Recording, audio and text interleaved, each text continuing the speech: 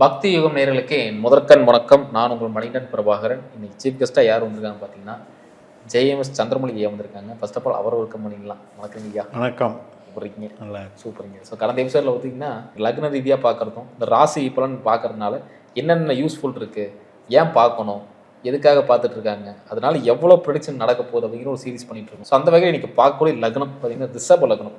So ரிஷப லக்னத்துக்கு பொதுவாகவே இப்போ வந்து நிறைய பயிற்சிகள் வந்துருச்சு. இதில் வந்து கோச்சார பயிற்சியாக சொன்னோம், வார பலன்லாம் பேசுகிறாங்க, தினப்பலன் இருக்குது. நீ என்னைக்கு வந்து ஒரு நாளைக்கு 2 பலனாக பிரிக்க போகிறாங்கன்னு தெரியல. இந்த காலையில் ஒரு நட்சத்திரம் இருக்குது, சாயந்தரம் ஒரு நட்சத்திரம் இருக்குன்னா அதை கூட பலனாக போடுவாங்க போல இருக்குது. ஸோ அது எந்த அளவுக்கு வந்து அது உதவிகரமாக இருக்குன்னு எனக்கு தெரியல. ஸோ அதை பற்றி நீங்கள் கொஞ்சம் சொல்லுங்க. ஆமாம், ஒரு 12 லக்னத்துக்குமே லக்னம் தான் மையப்புள்ளி. அந்த லக்னத்திலிருந்து சந்திரன் போகிறது தினப்பலன். 1ல் போகிறாரா, 2ஆம் இடமா, 3ஆம் இடமா, அதை வச்சு தினப்பலன் சொல்லலாம். அதே போல் வாரப்பலனுங்கிறது புதனை வச்சுக்கணும். புதன் வந்து நம்ம லக்னத்திலிருந்து ரிஷப லக்னத்திலிருந்து இப்போ 11ஆம் வீட்டில் இருக்கார். அப்போ இந்த வாரம் எனக்கு வந்து ஒரு காரியம் ஆகணும் அப்படின்னா அதை புதனை வச்சு பார்க்கலாம். சரி, நீங்கள் ஒரு அசம்ஷனாக எடுத்துக்கிட்டிங்கன்னா புதன் வந்து நம்மளுக்கு 2ஆம் அதிபதி, 5ஆம் அதிபதி, 11ஆம் வீட்டில் இருக்கார். ஜென்ரலாக புதனுடைய பலன் நல்லா இருக்குன்னு தானே நம்ம எடுத்துக்கிறோம். ஆனால் கேள்விக்கு வச்சு தான் அது நல்லா இருக்கா நல்லா இல்லையான்னு உண்மையிலேயே தீர்மானம் பண்ணணும். எந்த மாதிரி கேள்வி கேட்குறோம், அதுக்கு என்ன பதில் கிடைக்க போகுது. ஆமாம், இப்போ 11ஆம் இடம் அப்படின்றது லாபம்னா எல்லாத்துக்கும் லாபம் கிடையாது. 11ஆம் வீடு ஏதோ ஒரு வீட்டுக்கு 8ஆம் வீடாக வரும் இல்லையா? கண்டிப்பாக. அப்போ நம்ம ரிஷபத்துக்கு 4ஆம் வீடான சிம்மத்துக்கு 8ஆம் வீட்டில் புதன் இருக்கார். இந்த சமயத்தில் இந்த வாரம் போய் நம்ம வந்து ஒரு வாகனம் வாங்கலாம்னு கேட்டால் நடக்காது. நம்ம ஜென்ரலாக என்ன எடுத்துக்குவோம், லாபத்தில் புதன் இருக்கார், இந்த வார பலன் நல்லா இருக்குது அப்படின்னு நம்ம போவோம். ஆனால் கேள்விக்குரிய பாவம் எது? 4ஆம் இடம். அப்போ வாகனம் சிம்மம், அதிலிருந்து புதனை பாருங்கள் 8ஆக இருக்குது. அப்போ இந்த வாரம் எப்படி சூட் ஆகும்? இந்த வாரம் சூட் ஆகாது. அதுக்கு தடையாக இருக்குது. அம்மாவுக்கு தாயாருக்கு ஏதாவது ஒரு இடைஞ்சல் வரும். 4க்கு 8. இப்போ 4ங்கிறது ஜென்ரலாக படிக்கிற குழந்தைங்களுக்கு படிப்பு, உயர்கல்வி. இந்த வாரமே பார்த்திங்கன்னா அவங்களுக்கு கொஞ்சம் டல்லாகவே இருப்பாங்க. அந்த அந்த கிராஸ்பிங் பவர் கம்மியாகி கொஞ்சம் வந்து மார்க்கெல்லாம் கம்மியாக வாங்குவாங்க. இந்த ஒரு வாரத்துக்கு அவங்களோட ஈடுபாடு குறைஞ்சிரும். அதே வந்து ஒவ்வொரு கேள்விக்கு தகுந்த மாதிரி லக்னத்துக்கு, ஒரு ஹெல்த்துக்கு, ஆட்டிடியூடுக்கு, முக வசீகரத்துக்கு, நல்ல ஒரு ஆரோக்கியத்துக்கெல்லாம் நல்லாயிருக்கு. லக்னத்துக்கு நல்லாயிருக்கு, 11ஆம் இடம் நல்லாயிருக்கு. ஆனால் 2ஆம் இடத்துக்கு பாருங்கள், அது வந்து 10ஆம் இடமாக மாறுது. ரிஷபத்திற்கு 2ஆம் இடம் மிதுனம், மிதுனத்துக்கு 10ஆம் இடமான மீனத்தில் தான் புதன் இருக்கார். அப்போ 2ஆம் வீடு எனக்கு வந்து இந்த வாரம் பணம் வருமா? சில பேர் பணம் வந்து பிஸ்னஸ் பண்ணுறவங்களுக்கு திடீர்னு வரலாம். அப்போ இந்த வாரம் நம்மளுக்கு கிடைக்குமா அப்படின்னு கேட்குறதுல இம்மீடியட்டாக கிடைக்காது. ஏன்னா 2ஆம் வீட்டுக்கு அது 10ஆம் வீடு. அதே மாதிரி 3ஆம் இடம் எனக்கு டிரான்ஸ்ஃபர் கிடைக்குமா அப்படின்னு பார்க்கும்போது அது வந்து கடகராசி. அந்த கடகராசிக்கு 9ஆம் வீட்டில் தான் புதன் இருக்கார். அப்போ அது வந்து பாசிட்டிவ். இந்த 3, 9, 5, 7, 11 எல்லாம் ஒன்றுக்கு ஒன்று சுப விளைவு. அப்போ அது வந்து நடக்கும். ஏன்னா மாற்றம் என்பது ஒரு இயக்கம் தானே, மூவ் ஆகிறது தானே, அது வந்து நல்லா நடக்கும். அதே மாதிரி 4ஆம் பாவத்துக்கு தான் சொல்லிட்டேன், அது வந்து நல்லா இல்லை அப்படின்ட்டு. 5ஆம் பாவத்துக்கு குழந்தை, கலைகள், ஒரு மீடியா. 5ஆம் இடம் என்பது சந்தோஷம். ஒரு சிலர் பார்த்திங்கன்னா என்டர்டெயின்மெண்ட்டு இன்றைக்கெல்லாம் சனி ஞாயிறான நிறைய நடக்குது. இந்த சந்தோஷம், உல்லாசம், சல்லாபம், மகிழ்ச்சி, சினிமா, ஒரு ஈவன் வந்து சூதாட்டம் கூட 5ல் இருக்குது. அப்போ இந்த 5ஆம் இடத்துக்கு புதன் 5ஆம் அதிபதியே ஆகி 11ஆம் இடத்துல இருந்து 5ஆம் இடத்தை பார்க்குறாரு. இருக்கிற சந்தோஷமாக இருக்குது. இந்த வாரம் அந்த கேள்விக்கு நல்லா இருக்குது. இப்போ குழந்தைகளோட மகிழ்ச்சியாக இருக்கலாம், விருப்பப்பட்டவங்களோட மகிழ்ச்சியாக இருக்கலாம். இப்போ பிரியப்படுறாங்க, லவ் அஃபேர்ஸ் இருக்காங்கன்னா 5, 11 தான் வேலை செய்யும். அதுக்கு நல்லா இருக்குது. 6ஆம் இடத்துக்கு எப்படி இருக்குது? இந்த வாரம் எனக்கு வேலை கிடைக்குமா? நிறைய பேர் டெம்பரரி வேலை பார்க்குறாங்க. திடீர்னு அவங்களுக்கு அடுத்த வாரம் வேலை இருக்குது, இந்த வாரம் வேலை இல்லைன்னு மாற்றி சொல்கிறதும் உண்டு. இந்த வாரம் எனக்கு வேலை எப்படி இருக்குன்னு ஒரு கேள்வி இருக்குதுன்னு வைங்க. அப்போ வந்து அது துளாராசி தானே, இவங்களுக்கு 6ஆம் இடம் துளாராசி. அதுக்கு 6ஆம் இடத்துல இருக்கிறனால முழு பலன் இல்லை. ஒரு பாவத்திற்கு 6ஆம் இடம் என்பது அது தனியாக செப்பரேட்டாக நல்லா வேலை செய்யாது, பிறர் உதவி பண்ணி தான் வேலை செய்யும். அந்த மாதிரி ஒரு ஃபார்முலா. அதனால் இந்த வாரம் வந்து மத்தியமமாக தான் இருக்கும் வேலை. அதாவது யாராவது ரெக்கமெண்ட் பண்ணி தான் நமக்கு அது கிடைக்கும். அதே மாதிரி 7ஆம் பாவம் திருமணம் ஆகுமா, திருமணம் கணவன் மனைவி உறவில் பலமாக இருக்குமா, இன்றைக்கி சந்தோஷமான நிகழ்வுகள் இருக்குமா.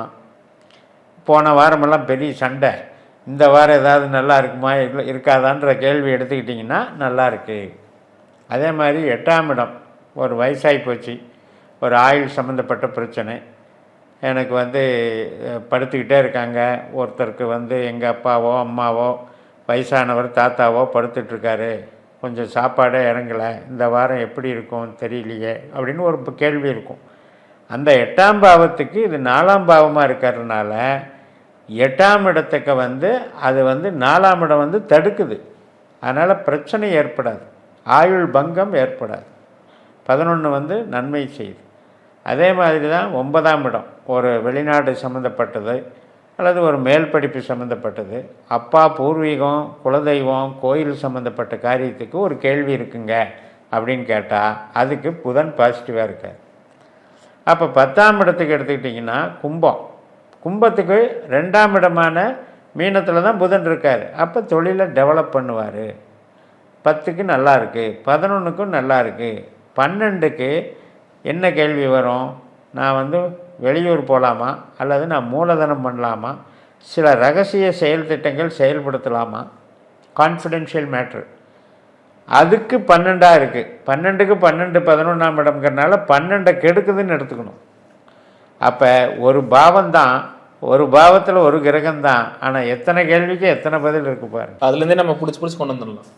இந்த கேள்வி அப்படி கொண்டு வரணும். இதே நீங்கள் வந்து இப்போ சந்திரன் தினப்பலன் சொல்லணுன்னா அப்போ நம்ம பார்த்துக்கணும். அதனால தான் நான் சொல்கிறேன் 4, 8, 12 நல்லா இல்லை. நான் என்னுடைய சேனல்லையே கூட நட்சத்திர பலன் சொல்லிகிட்ருக்கேன். லக்ன ரீதியாக ஒரு லக்னத்துக்கு 4லேயோ 8லேயோ 12லேயோ சந்திரன் போனால் அது வந்து கவனிக்க வேண்டிய விஷயம்.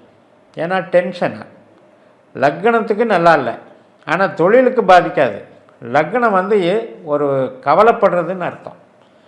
தடை கஷ்ட நஷ்டங்களை சந்திக்கிறதுக்கு அது வேலை செய்யும். அதனால தான் உண்மையான சந்திராஷ்டம் என்பது லக்னத்திற்கு 8ல் சந்திரன் போனால் தான் சந்திராஷ்டமம்னு சொல்லுவேன். இப்போ நீங்கள் வருட பலனுக்கு எடுத்துக்கிட்டிங்கன்னா குருவை எடுத்துக்கணும். ரிஷப லக்னத்தில் இப்போ அநேகமாக மாறிட்டாருன்னு வைங்க, குரு பயிற்சி புதனத்துக்கு போயிட்டாருன்னா 2ல் இருக்கார். அப்போ லாபத்துக்கு அப்போ வந்து என்ன நமக்கு வந்து மகிழ்ச்சியை கொடுக்குமா அப்படின்னு கேட்டிங்கன்னா லக்னத்துக்கு அது விருத்தி பாவம் தான். லக்னத்துலேருந்து 2ஆம் இடம், அப்போ கண்டிப்பாக மகிழ்ச்சியை கொடுக்கும். எதன் மூலம் மகிழ்ச்சி கிடைக்கும், 2ஆம் இடம் என்பது பணம், பணத்தின் மூலம் மகிழ்ச்சி கிடைக்கும்.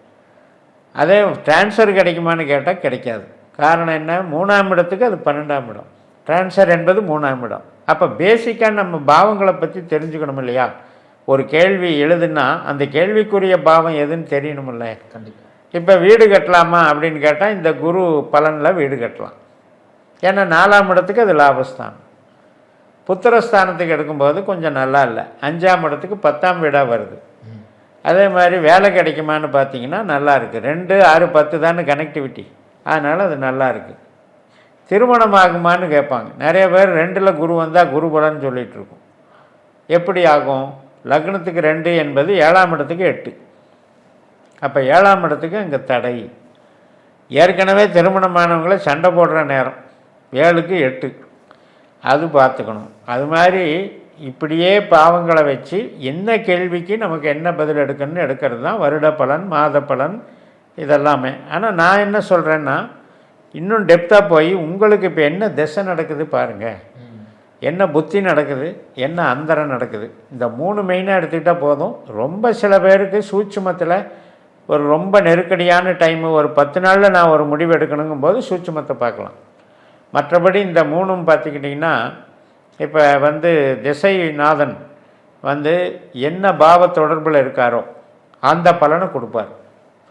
இப்போ இவருக்கு ரிஷபத்துக்கு சூரியன் எடுத்துக்கோங்க. சூரியனுங்கிறது கார்த்திகை நட்சத்திரம் 1, 5, 9. அப்போ அந்த சூரியன் வந்து லக்னம் மாதிரி நம்ம நினச்சிக்கணும், கற்பனை பண்ணிக்கணும். இப்போ அவர் வந்து இந்த மாதத்தில் வைகாசி மாதம்னு வச்சுக்கோங்க. இப்போ வைகாசி மாதத்தில் லக்னத்திலே இருக்கார். அப்போ சூரியன் நட்சத்திரத்திலே போகும்போது இவருக்கு வந்து பெரிய மனிதர்கள் தொடர்பு உண்டாகும். திசையும் சூரியன் நடந்தது அப்படின்னா அந்த சூரியன் நட்சத்திரத்திலே போகுதுன்னா 4ஆம் வீடு தானே சூரியனுடைய வீடு. அப்போ 4ஆம் இடம் வந்து இடம், வாகனம், தாயார், இது சம்மந்தப்பட்டது நடக்கும். சூரியன் என்பது கவர்மெண்ட் சம்மந்தப்பட்டது, பெரிய மனிதர்கள், தந்தை வர்க்கம், இதையும் சேர்த்துக்கணும்.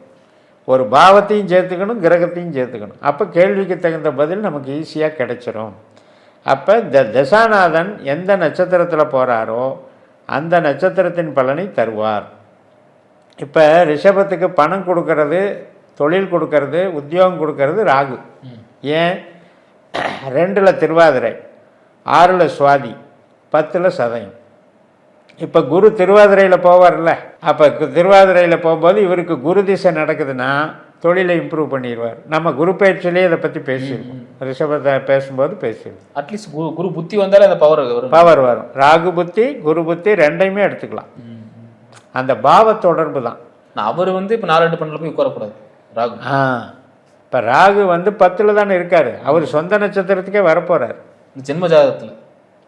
ஜென்ம ஜாதகத்தில் ராகு வந்து 4, 8, 12 உட்காந்தா வாழ்க்கை பூரா கஷ்டப்படுறேன். வேலை என்பது நான் ரொம்ப உழைக்கிறேன், நான் என்னென்னமோ பண்ணி பார்த்துட்டேன், எனக்கு வந்து லாஸை தவிர ஒன்றுமே இல்லைன்னு சொல்கிறவங்களெல்லாம் பார்த்தீங்கன்னா தொழில் ஸ்தான நட்சத்திர புள்ளி இந்த 4, 8, 12ஓடு தொடர்பு. அப்போ ஒரு சிலர் பார்த்தீங்கன்னா 6 கூட சேர்ந்துருக்கும். 6 சேர்றதுனால என்ன ஆகும்? கடனை வாங்கி அதனால் கஷ்டப்படுவாங்க. இப்படி எல்லாமே பாவ தொடர்புகள் உள்ளுக்குள்ள புள்ளிகளை கம்பைன் பண்ணி பார்த்தீங்கன்னா ஜோதிடம் எளிதாக மக்களும் புரிஞ்சிக்கலாம். நம்மளே வந்து இந்த புள்ளிகளை மட்டும் தெரிஞ்சு வச்சுக்கிட்டா கோச்சாரத்தில் நம்ம வந்து ஒரு பஞ்சாங்கம், இப்போ பாஸ்கரா பஞ்சாங்கம் என்பதே ஒவ்வொரு கிரகமும் என்ன நட்சத்திரத்தில் என்ன உப நட்சத்திரத்தில் போகுதுன்னெல்லாம் சொல்லப்படுது. அதை பார்த்து தான் நான் தினப்பலனே சொல்கிறேன். அதையெல்லாம் வந்து நம்ம கண்காணிச்சிட்டோன்னு வைங்க, உங்களுக்கு இப்போ இந்த ஒரு நாளில் வந்து நீங்கள் 1 மணி நேரத்தில் என்ன நடக்குன்னு கூட சொல்லிடலாம். இப்போ ஒரு அனுச நட்சத்திரம் நடக்குது. இந்த அனுச நட்சத்திரம் 24 மணி நேரம் இருக்கும்ல, அப்ராக்சிமேட்டாக ஒரு நாள் இருக்கும். அந்த நட்சத்திரத்தை 9 புத்திக்கு கொடுத்தா என்ன ஆகும்?